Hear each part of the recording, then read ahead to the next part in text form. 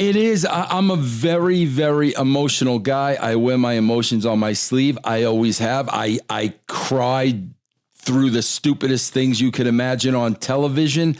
I am very, very, very emotional. And you know, when I was a character on TV, and you will relate to this, but it's funny because, you know, watching so many wrestlers today, they don't.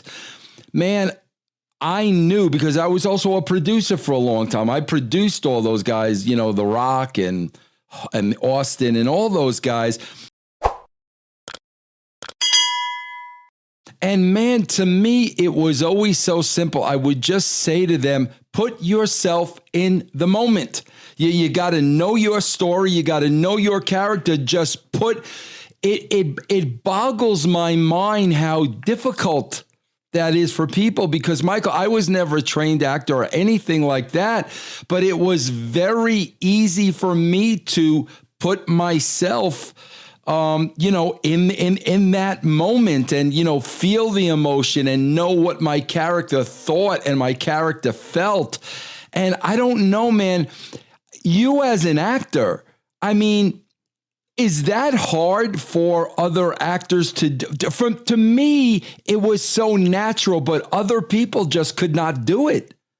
I get it. I get everything right now, because everything that you're telling me, this is what happened. This is what happened with you. Eric Morris, who's 90 years old, one of the greatest acting teachers.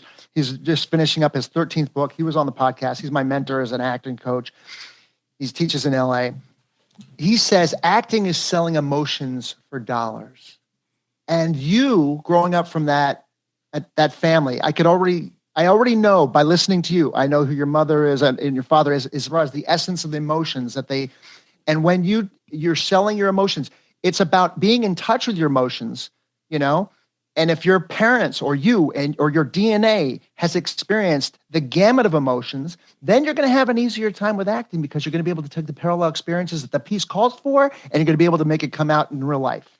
And that's what you did with what I saw on your. Yeah, because that's why it is really difficult for me. Like, because like I said, man, I've produced thousands of wrestlers, and like I would just want to shake them. Like, it's not that hard, just get in the moment. But like, right, you know, a good percentage of them just could not do it, and then they'd cut their promos, and it was just so unbelievable. And I don't know. I just found it rather easy, but that's a great answer, what you said, Michael, because I did come from a very, very emotional Italian family.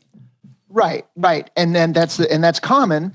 And likewise with the, you know, Jewish New York family, you know, because I grew up in LA, but everybody in my, you know, family is like, you know, the variation between the different boroughs had the different, you know, accents, and everybody. You can go from, you know, angry to excited to sad to melancholy, whatever, you know, the gamut of emotions, you know, in a split second.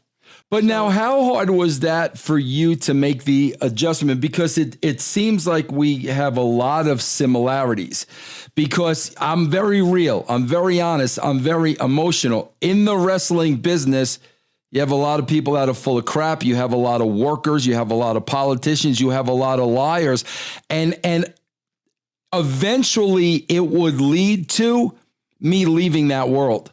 I could not be a part of that world. I would have to imagine in LA, it's very much the same. I would have to think, right?